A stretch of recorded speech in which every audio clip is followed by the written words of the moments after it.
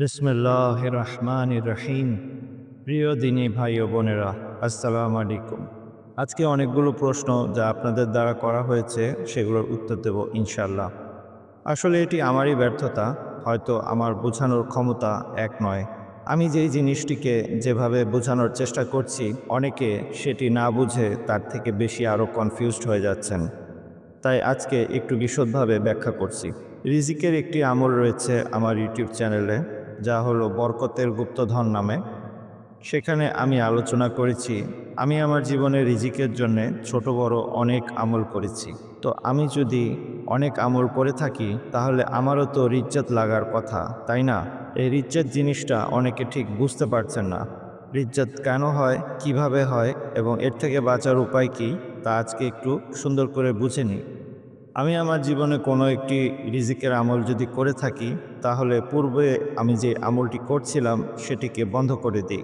এটি হলো প্রথম বিষয়। এভাবে করে একটা ছেড়ে একটা ধরে যদি কেউ করতে থাকেন তাহলে তার ইজ্জত হয়। কিন্তু এর থেকেও বাঁচার উপায় আছে। আর সেটি হলো আমি আমার সূরা কাউসারের যে আমলটি ১২৯ বার পড়তে হয়, সে আমলটি করার সময় আমার সাথে যা হয়েছিল তা আমি আমার ওজিফা আমলের বেসিক ভিডিওতে বলেছিলাম। আমি যখন ১২৯ বার করে পড়তে শুরু করলাম, আমার কোনো তাসির হচ্ছিল না। এমনকি ১২০ দিনের মাথায় গিয়ে যখন আমি আমলটি ছেড়ে দেব, তখন আমি কাউন্ট করে দেখলাম যে আমার তসবিতে একটি দানা বেশি ছিল এবং আমি তসবির দানাটি সেদিন ভেঙে দেই। তারপরের দিন থেকে আমার ওজিফায় আমি বরকত অনুভব করি। তো মূলত কোনো অজিফা আমল যদি কেউ শুরু করেন, সেটা শখের বশেই হোক বা শুধুমাত্র দেখার জন্যে যে অজিফাটি কতটুকু কার্যকরী, তার জন্যে মিনিমাম ১২০ দিন একটা আমলকে ধরে রাখা উচিত। তাহলে আপনি বুঝতে পারবেন যে অজিফাটি কতটুকু কার্যকরী হয়। এর পিছনের হেকমত হলো, যেমনটা আমি গতকালকের ভিডিওতে বলেছিলাম, যে একজন মানুষের আমল কার্যকরী কত দ্রুত হবে তা নির্ভর করে তার আত্মিক উন্নয়নের উপর।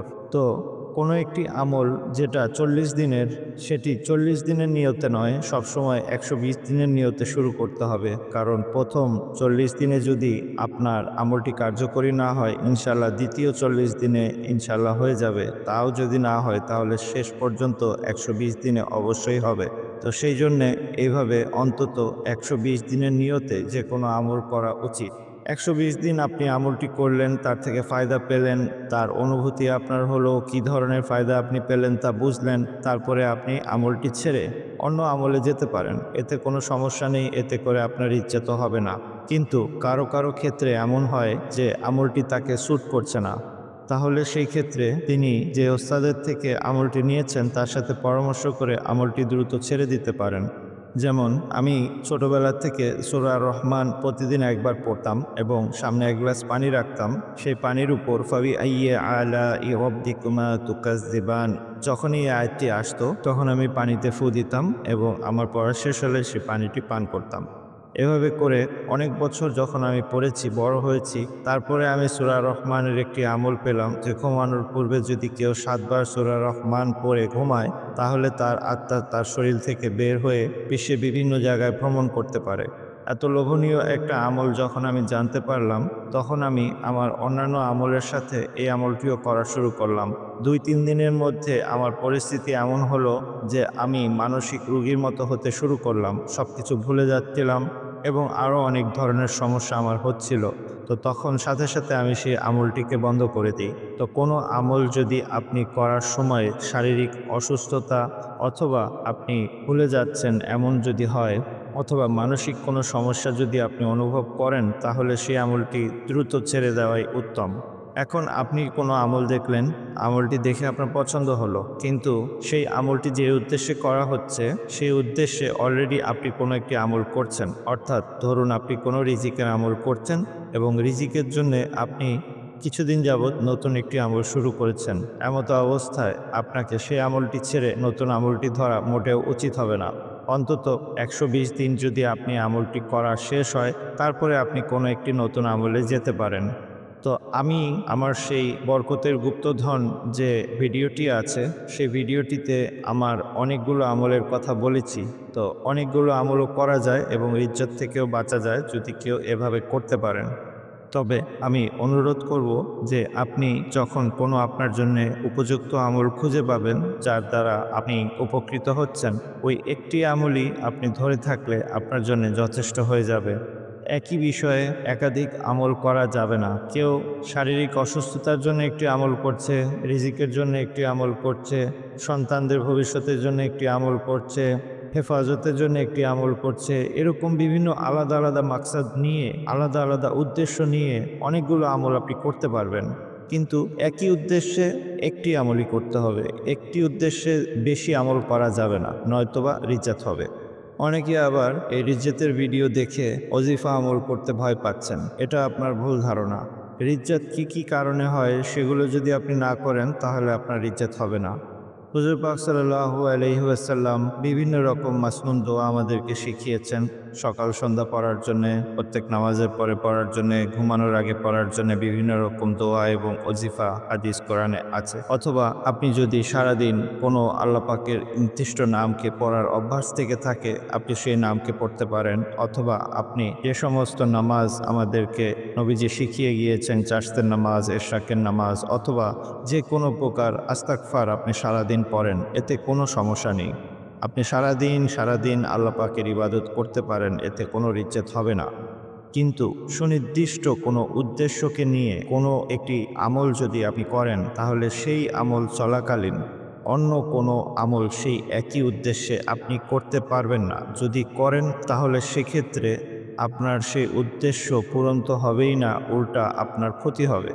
তো আমি শুধু এতটুকুই বুঝাতে চেয়েছি যে আপনারা বেশি থেকে বেশি ইবাদত বন্দেগী করেন, এতে কোনো সমস্যা নেই।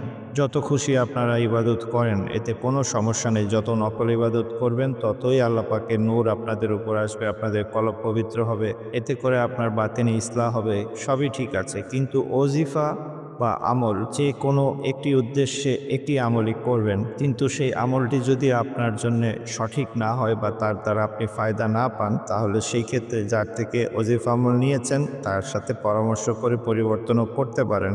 অথবা কোনো ওজিফা আমল আপনার স্যুট করছে না, সেটাকে আপনি বাদ দিয়ে অন্য আমলে যেতে পারেন। কিন্তু অন্তত সেই আমলটিকে আপনাকে একটা সময় দিতে হবে যেন সেটা কাজ করে। সেটা আপনি বুঝতে পারবেন যখন আপনি করতে থাকবেন। তারপরে যদি দেখেন সেই ওজিফাটি আপনার জন্য সুইটেবল হচ্ছে না, তাহলে সেই ক্ষেত্রে আপনি সেটা বাদ দিয়ে সেই একই উদ্দেশ্যে অন্য কোনো আমল করতে পারবেন, কিন্তু পূর্বের আমলটিকে বন্ধ করে দিতে হবে। আশা করি আপনারা এবার ইজ্জত সম্পর্কে ভালো করে বুঝতে পেরেছেন। আমাকে আরেকটি প্রশ্ন করা হয়েছিল যে আমি কি করে বুঝবো যে আমার ইজ্জত হয়েছে। এটার খুব সিম্পল উত্তর হলো, আপনি যখন যে উদ্দেশ্যে আমলটি করবেন তার উল্টাটি যদি আপনার হয়, যেমন আপনি ভালোবাসার নিয়তে আমল করছেন, উল্টা আপনাকে মানুষ ঘৃণা করছে। আপনি রিজিক বৃদ্ধির জন্য আমল করছেন, উল্টো আপনার রিজিক কমে যাচ্ছে, তাহলে বুঝতে হবে যে আপনার ইজ্জত হয়েছে। তাহলে বুঝতে পারবেন যে আপনার ইজ্জত হয়েছে। এছাড়া যদি আপনি ভুলে যেতে শুরু করেন, কোনো কিছু যদি আপনার মনে না থাকে এবং আপনি যদি শরীর ভারী ভারী লাগে, শরীর খুব ক্লান্ত লাগে, কোনো কাজে মন না বসে, তাহলেও বোঝা যায় যে এতে ইজ্জত হয়েছে। তো এই জিনিসগুলো খেয়াল রাখবেন, তাহলেই বুঝতে পারবেন যে আপনার ইজ্জত হয়েছে কিনা। আমার গত ভিডিওতে আমি বলেছিলাম যে যে কোনো আসবাবকে অবশ্যই অবলম্বন করতে হবে। তো অনেকেই আমাদের মা বোনেরা আছেন যারা পর্দার মধ্যে থাকেন এবং তারা কোনো সরাসরি কাজের সাথে জড়িত নন, তাহলে তারা কি রিজিকের আমল করতে পারবেন না? নিশ্চয়ই করতে পারবেন। কিন্তু তাদের রিজিক যার মাধ্যমে আসছে সেই রিজিক তার মাধ্যমেই আসবে। তাকে ব্যক্তিগতভাবে আলাদা করে কিছু করার প্রয়োজন নেই। তার রিজিক যেই পথে যার হাত দিয়ে আসছে, অর্থাৎ তার স্বামী বা তার বাবা বা তার সন্তান, তার উপর আল্লাহ পাক রিজিক খুলে দেবেন এবং তার পর্যন্ত যিনি আমল করছেন তার পর্যন্ত পৌঁছাবেন। আমার এক বোন 3 মাসে নিজেদের বাড়ির যে আমলটি আছে সেটি করার মনস্থ করেন এবং তিনি আমাকে কিছু প্রশ্ন করেন।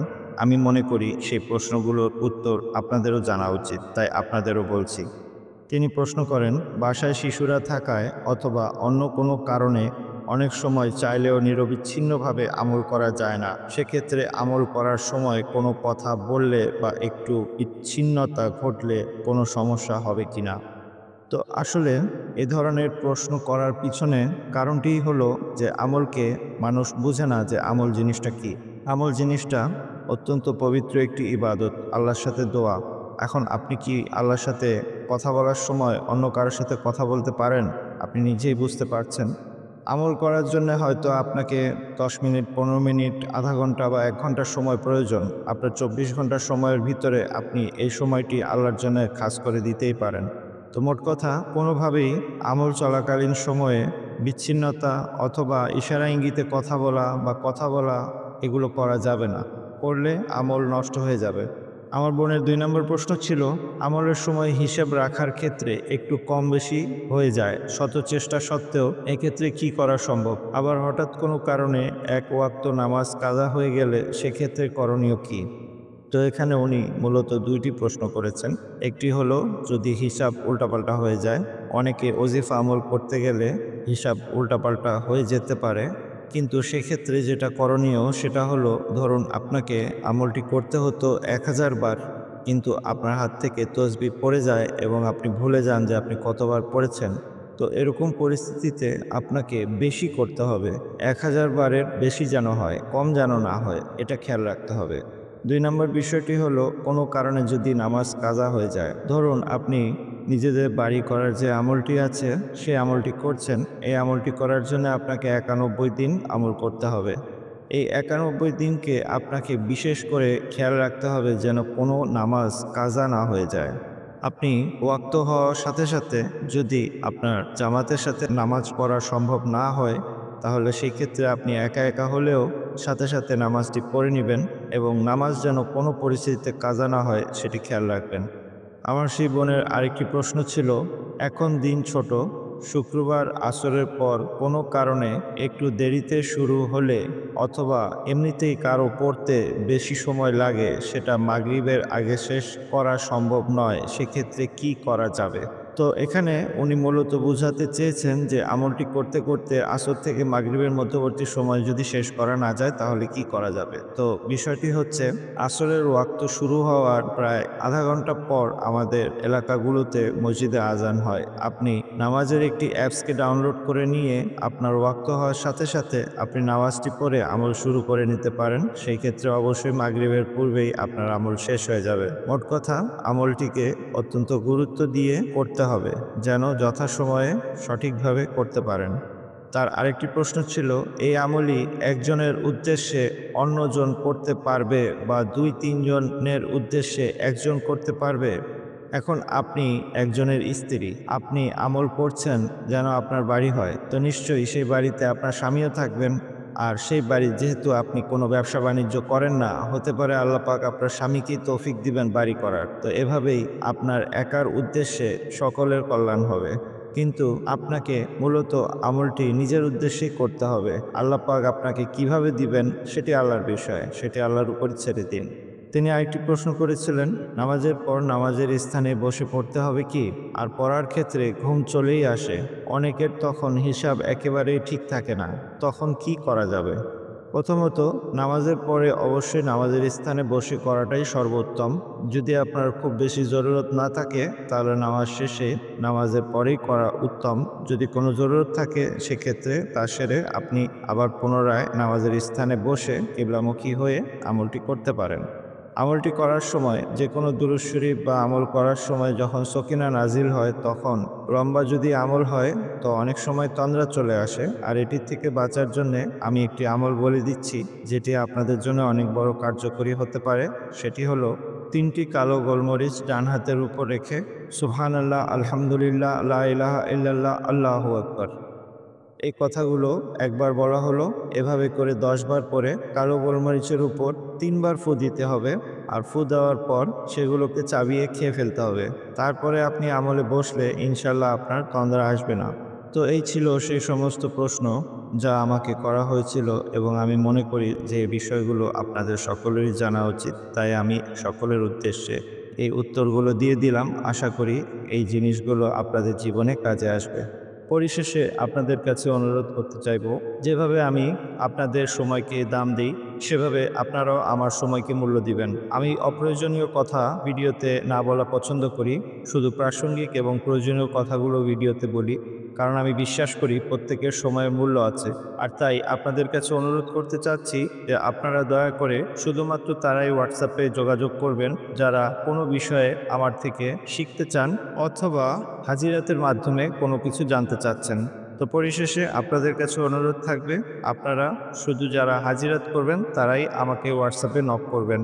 এছাড়া আপনাদের কোনো প্রশ্ন থাকলে আপনারা কমেন্ট সেকশনে করবেন। ইনশাআল্লাহ আমি অবশ্যই আপনাদের রিপ্লাই করব। জাযাকাল্লাহু খায়ের। আসসালামু আলাইকুম ওয়া রাহমাতুল্লাহি ওয়া বারাকাতুহু।